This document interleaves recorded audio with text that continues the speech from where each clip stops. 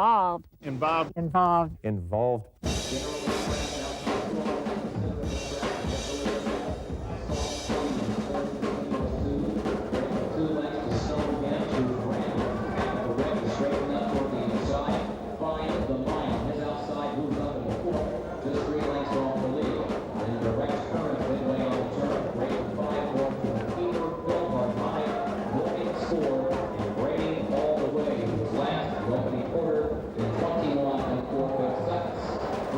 Our program today takes us to an area of the U.S. that may not be so familiar to many. Nevertheless, the people there have a lot to share because they are all very involved in activities and groups in their everyday lives. Today we will spend time with a horse breeder, various kinds of workers, people in a youth group, and a pastor in his church, plus the people they interact with every day in the place where they live and work, in Kentucky.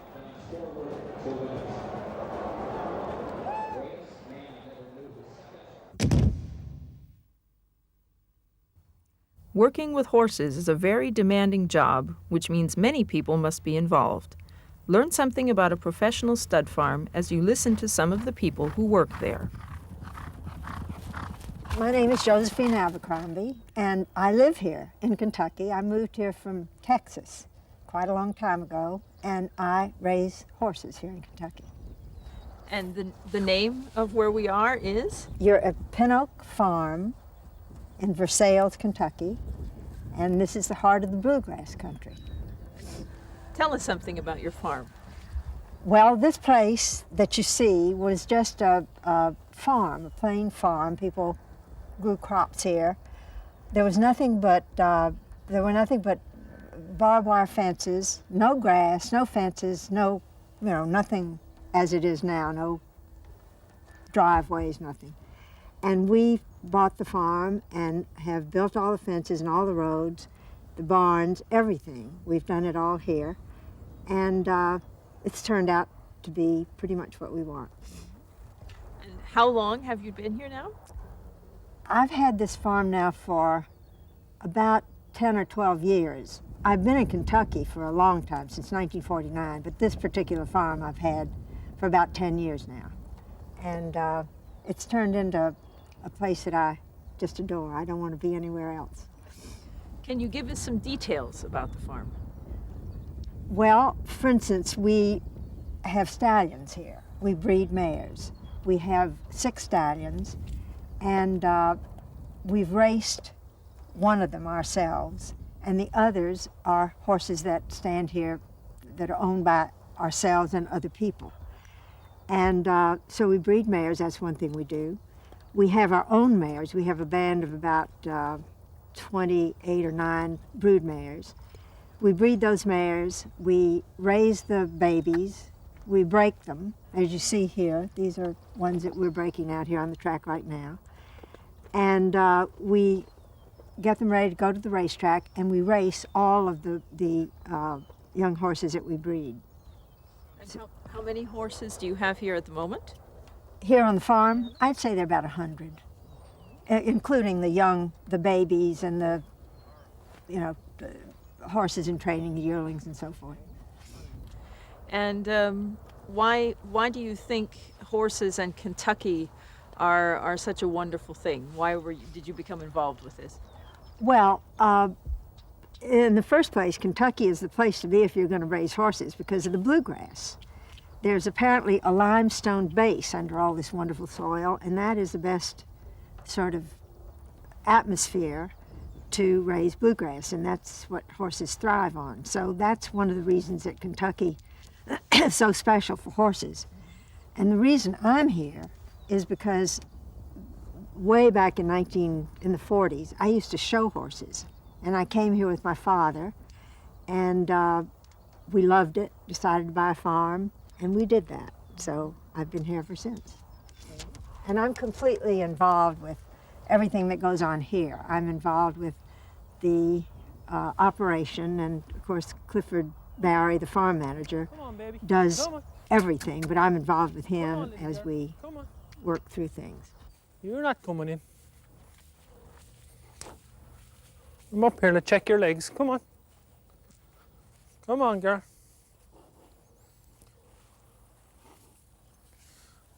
there, little girl? What are you doing? We have stallions here. We breed mares. This is a horse farm that has stallions. Those are male horses.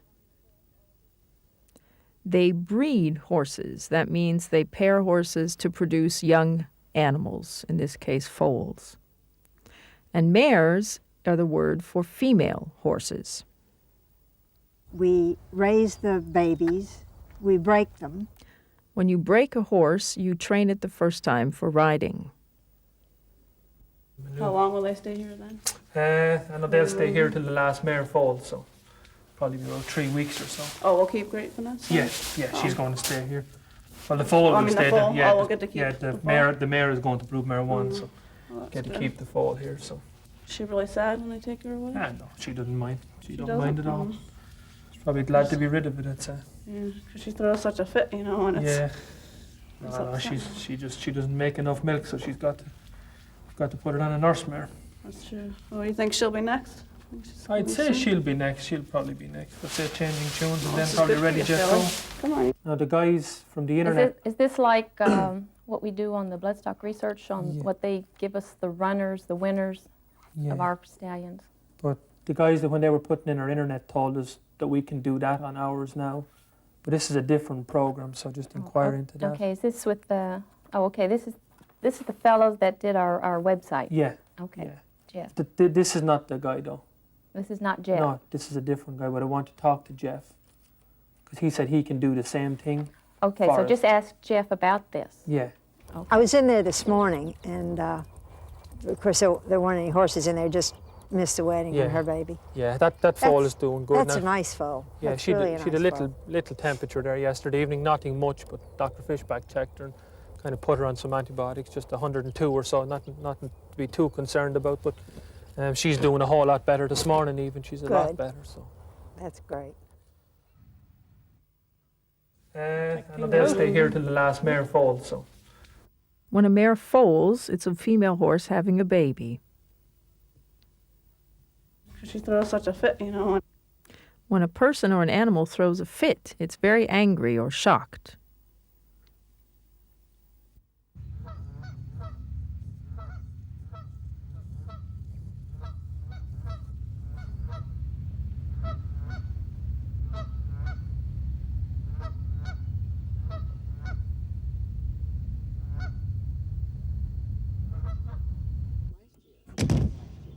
The development of modern industry in an area which originally relied on classic ones takes a long time. Gain some insights into these changes through the eyes of workers who've been involved in both. So, Bibi, tell me something about the time when you were a young man and how you started to work.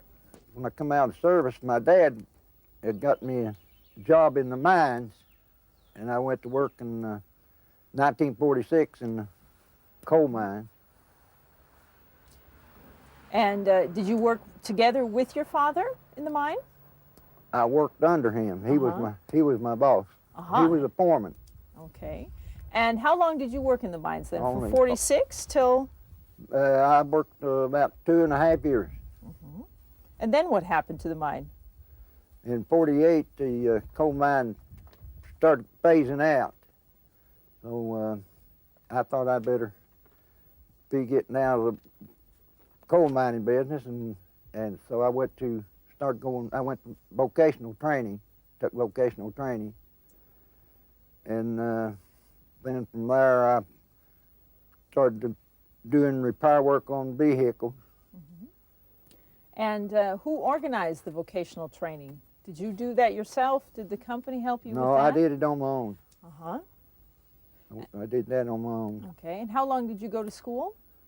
Well, I went to school 4 different times.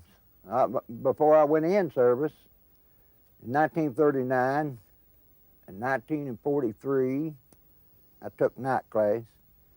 Then in 51 through 53, I went under the GI Bill. The government paid me for my education then. And then I went back one time later and took night school on frame straightening, where automobiles were in wrecks and bent the frames. And I was one of the first ones around here to ever work on a frame straightening machine for automobiles. And so I went to started going, I went to vocational training. Took Vocational training helps you get a real job as opposed to going to university. Then in 51 through 53, I went under the GI Bill. The government paid me. As a soldier, you have rights after your time of duty to get further training, and the GI Bill gives money for this. How many people worked in the mines here in Van Leer? In the early 40s, there were approximately 8,000 people, the population in Van Leer. I don't know about how many miners there were, but if you didn't work in the mines, you didn't live in Van Leer. Here in the coal camps, we had different nationalities that worked up here. We had Czechoslovakians, Austrians, Polish, Greek, German, Russian, made up the biggest part of the population of workers up here at one time. And we also had blacks, which we had no problem with blacks. They all associated together. Mm-hmm. We had no problem with no foreign people. They were all good people. At one time, we had the Ku Klux Klan here in Van Leer. Mm-hmm. But it wasn't like the Klan is today, destroy, search and destroy or kill or anything like that. Mostly was what it was for was people that wanted to be vagrants. They didn't allow it. I mean, you had grass growing in your yard that the company thought was too big. They would send somebody to cut your grass, and then when you drawed your payday, it was held out of it. And the Klan helped do things like that. And if you didn't make your children go to school, well, they would come and warn you. Then the next time they would bring a bundle of switches and put on your porch. Then if you didn't straighten up, then they'd take you out and use those switches on your hind end. Then when you drawed your payday, it was held out of it. Not everyone uses standard forms when they speak. Drawed is a substandard form. You know the correct form, drew. Then the next time they would bring a bundle of switches and put on your porch. A switch is not only something to turn something on, but in this case, a group of small tree branches that are tied together and used to hit someone.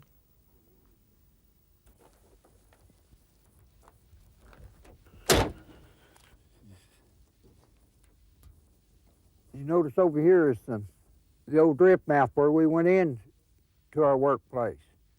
It was about 300 feet slope, and we walked down the slope and caught what they call a man trip to take us to our working place.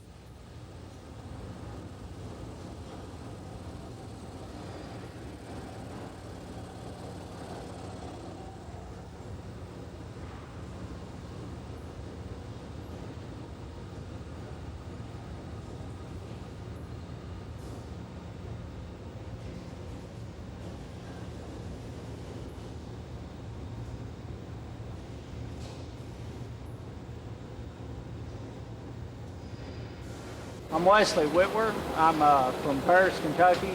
I was originally born in Lexington, Kentucky, and I've moved to Bourbon County when I was 3 years old. I was born and raised on a farm. There's nothing that I would enjoy any more than to be able to continue farming and to make a living farming. But due to the economics of the United States as far as agriculture goes, it's really made it tough on the farmer in America.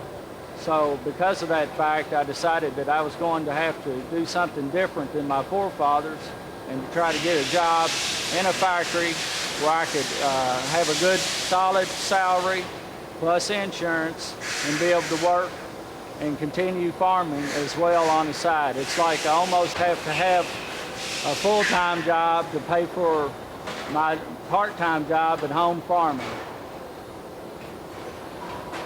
My name is Charles Northcutt, and I'm maintenance supervisor at Rexroth Pneumatics. When I'm not working here at Rexroth, I'm involved in raising tobacco at home. I raise around 6,000 pounds of tobacco.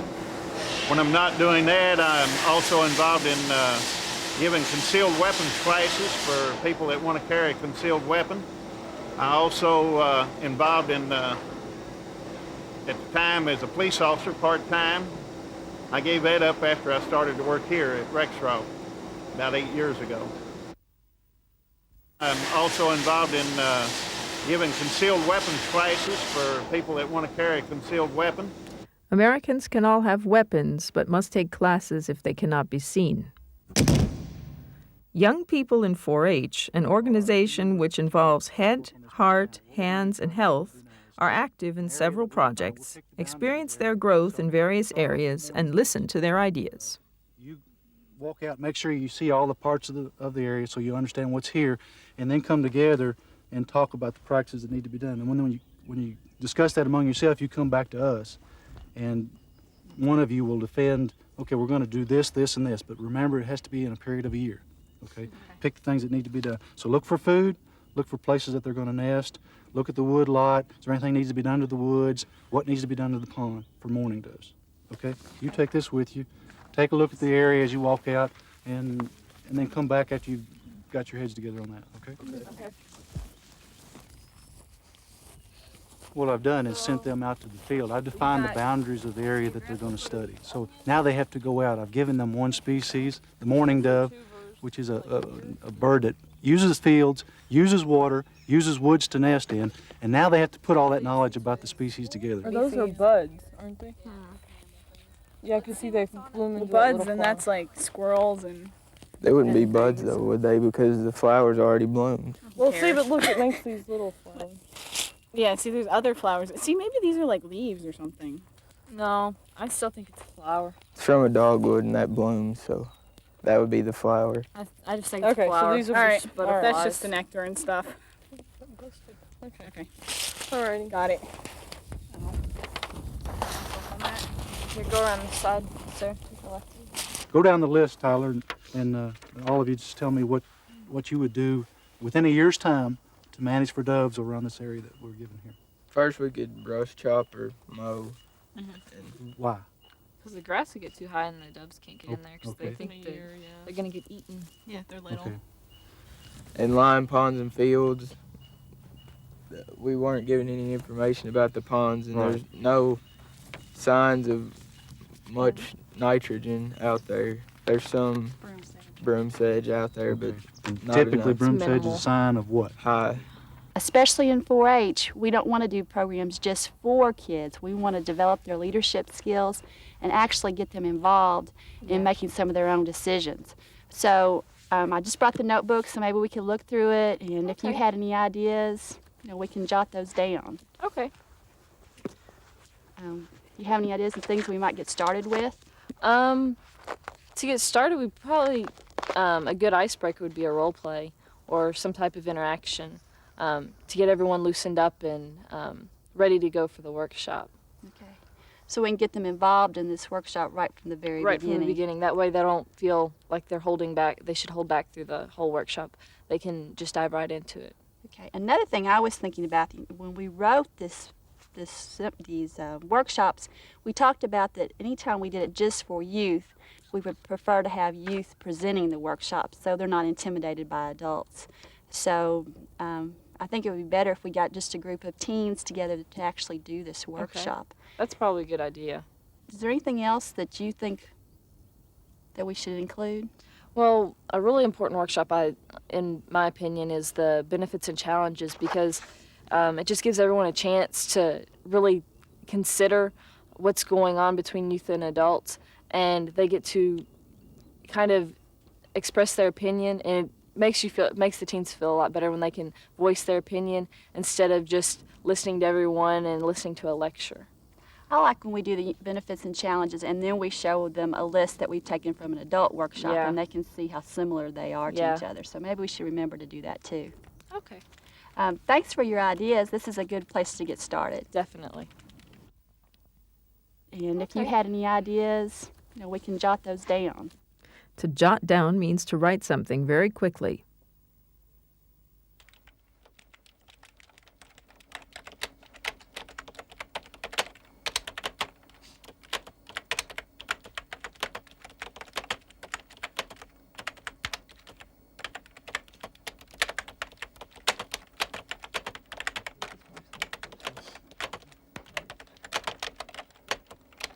Hello, my name is Edwin Orange, and I'm currently serving as president of Kentucky 4-H. I'm also a member of the National 4-H Technology Corps. I joined the National Technology Corps in April of last year. Technology Corps has many interesting projects going on right now, but one of the most interesting is using Internet Relay Chat to communicate with others around the United States. I recently helped the 4-H agents in Kentucky use the Internet Relay Chat to communicate among themselves in planning their national conference, which will be held in November. I also worked with a group of 4-Hers on the Technology Corps to help develop a t-shirt design. These 4-Hers had never met each other before and lived across the United States in different states. But using Internet Relay Chat, they were able to design a t-shirt, post that design to a web page, then email a distributor of t-shirts that designed the t-shirt and printed it, and then they distributed the t-shirt among themselves at National 4-H Conference.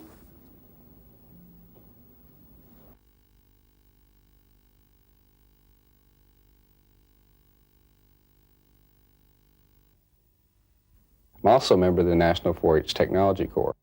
Watch the word core, people with a common activity, in the pronunciation.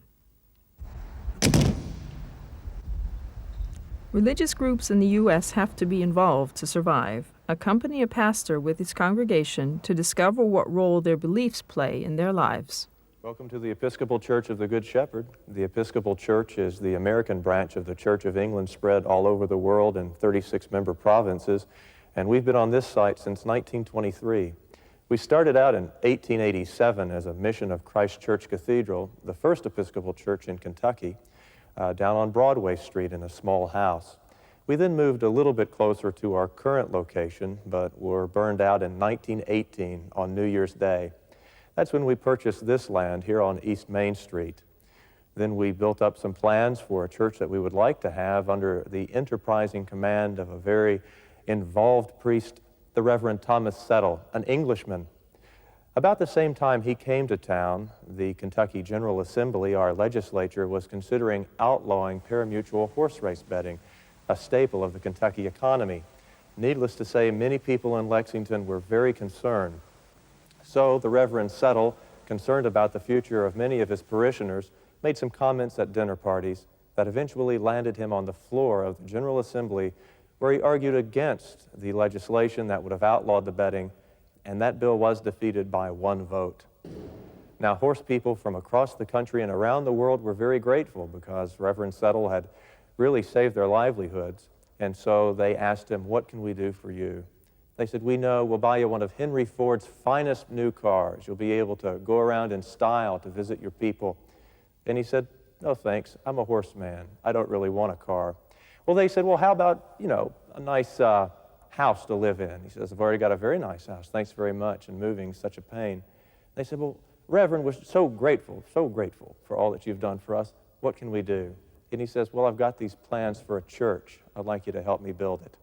And so in 1923, men and women, Jew, Christian, and Muslim from all across the country and around the world donated nearly $300,000, which in the 1920s was an awful lot of money. It would be worth millions of dollars today, to build this parish. And now we have what you see before us. It was dedicated in 1926, and the first Eucharist was celebrated here in October of that year.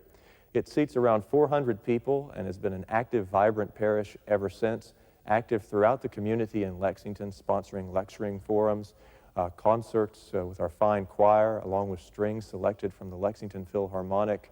And it's gone through an interesting cast of characters throughout the decades that it's been on this site. Many of the wood carvings that you'll find here in the parish were imported from Germany, Oberammergau, I believe. I'm not sure I'm pronouncing that right, but it was John and Alois Long. And these have adorned our church for over 70 years, and many people, when they come, simply can't leave because they find it so attractive.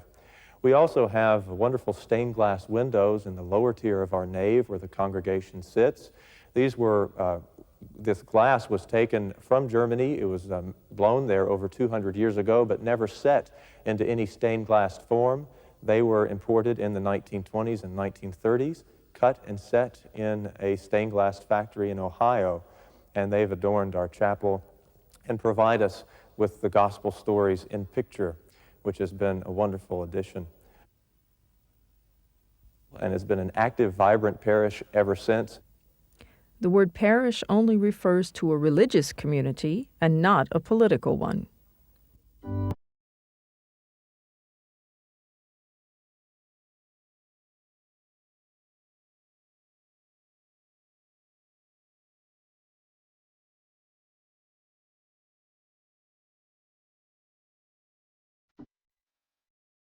Tonight we're going to talk about a little bit about interpretation. And then after we've done that, we're going to go on to Open Bible, and tonight we'll be covering, starting with chapter 3 and verse 1 and going to chapter 4, verse 6. And we'll continue with the same sort of method we had last week. We're going to read through it all the way through, and you can follow along in your Bibles. Then we'll have an opportunity for some questions and comments. And then we'll talk about the thematic issues that present themselves within the course of the overarching text. After we've done that, we're going to talk about how those issues, how those themes pertain to us personally. And then we're going to broaden the focus out a little bit to talk about how that affects our parishes and our participation in those parishes. And then we're going to go a little bit farther out, and we're going to include our German friends, and how does this affect the world? So for instance, last week in chapter 2, you got a lot of talk about light and dark. Well, where is the darkness in this world, and how can the light penetrate it? What about our parish? What about ourselves? And last week we went from the world to ourselves. This week we're going to reverse the order a little bit. And then if we have enough time, I'd like to ask those who journaled what kind of experience that was. So, without further ado, our first listening exercise, if you'd close your Bibles, is 1 John chapter 3, 11 through 18. I've asked Melanie to read that for us. For this is the message you have heard from the beginning, that we should love one another. We must not be like Cain, who was from the evil one and murdered his brother. And why did he murder him? Because his own deeds were evil, and his brother's righteous. Do not be astonished, brothers and sisters, that the world hates you. You know, we've probably got several different kinds of translations in the room, and translation connotes interpretation, no matter what it is. If it's King James Version, it's going to be written in the worldview of somebody in the 17th century, just like Shakespeare is, because that's a translation, and it involves interpretation. This NRSV has changed the Greek, which just says brother, doesn't say anything about sister, to brother or sister, because we live in a PC world, and it's PC to have brother and sister. You know, which is okay. No big deal. It doesn't radically change the context of the text. Because we live in a PC world, and it's PC to have brother and sister. In this context, PC has nothing to do with computers. PC means politically correct, using terminology so that no one is insulted.